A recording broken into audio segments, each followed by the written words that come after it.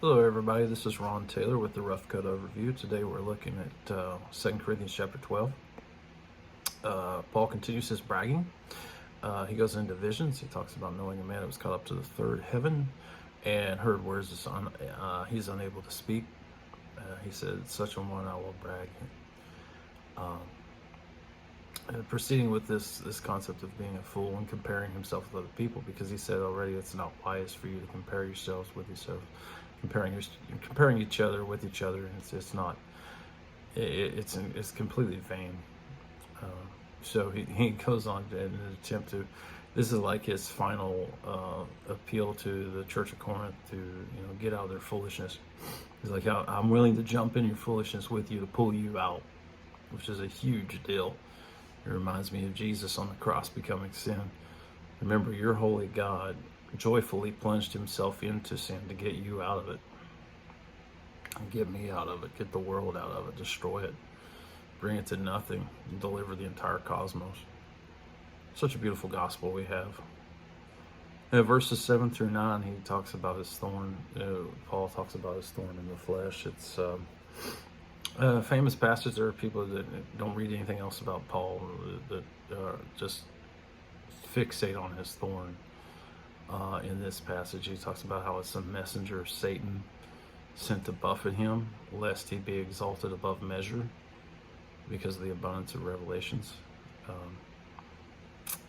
A lot of times when this passage is looked at, the lines between God and Satan get very blurred.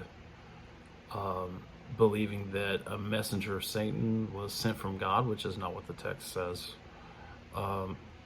He says the messenger of Satan was sent to buffet me and beat me and persecute me in a manner of speaking because of the abundance of revelations. Now, what is Satan trying to do with sending a messenger to cause problems for Paul?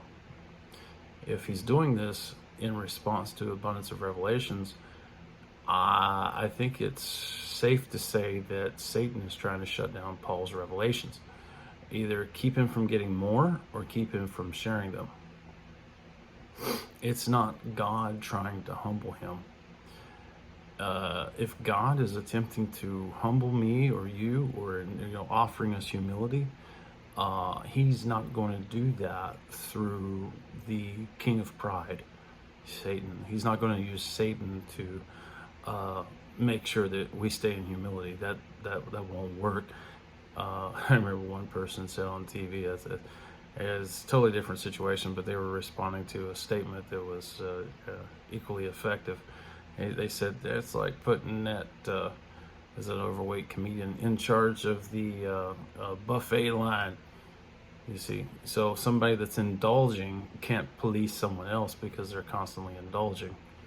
And Satan indulges in pride, and he has no qualification whatsoever in policing someone else's pride or getting them out of pride, because he can't get out of pride himself.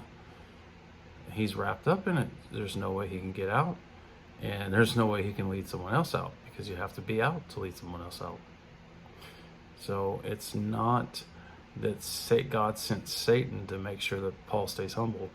It's that Satan was trying to shut down the revelation that was coming through Paul, an abundance of revelation.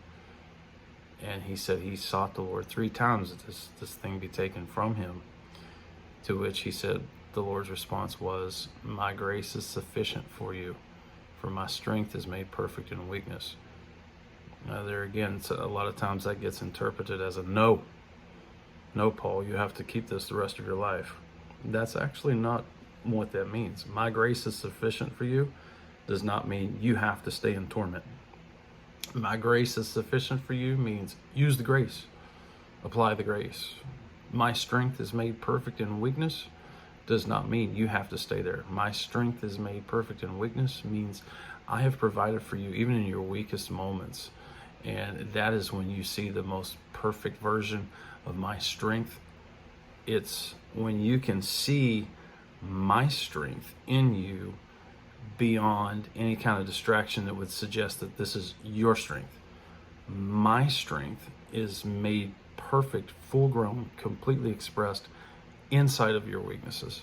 That's when you see it most clearly. So he's telling Paul, my grace, I've given you equipment, Paul, to overcome this, and recognize that my strength is made perfect in your weaknesses. My strength is there, it's available for you, and you can see it more clearly in the moments when you're weak. So when I think I'm weak, then I'm made strong. And another thing that gets read into the text is that Paul never actually got delivered from this. Personally, I believe Paul did get delivered from this, and I also believe that if we look at some symbolic literature from the Old Testament and some of the things Jesus said about the parable of the sower, God told the nation of Israel, if you don't remember the people group, he said, if you don't get rid of these people, there will be pricks in your eyes and thorns in your side. Okay? And they were a source of persecution for the Israelites because they did not get them out of the land. Another thing is when Jesus is doing the parable of the sower, he talks about the soil that produced thorns. Those thorns were cares of the world, lusts of other things getting in, and these things, in Paul's list of struggles, he said, besides all these persecutions, the daily care of the churches, the cares of the world is involved in the thorny soil. Care. Thorns involve care. Thorns is a type of the fall, which is religion, which is denying relationship, which is believing you have to shoulder things on your own. And he said, daily the care of the churches weighs on me. I'm not criticizing Paul. I'm saying Paul took on some things. Of course, Paul took on some things that, I'll probably never take on in my life. The degree of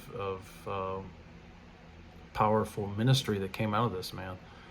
My point is, trusting God has always got to be the root of what we do. It's always got to be the heart. No matter how deep or how big the ministry gets, we always have to trust God with it, and that's a growing challenge, I understand.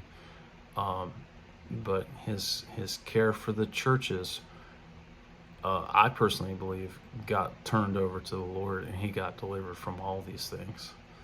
So, that's all I have right now for this chapter 12. Thank you for watching. God bless you. See you soon.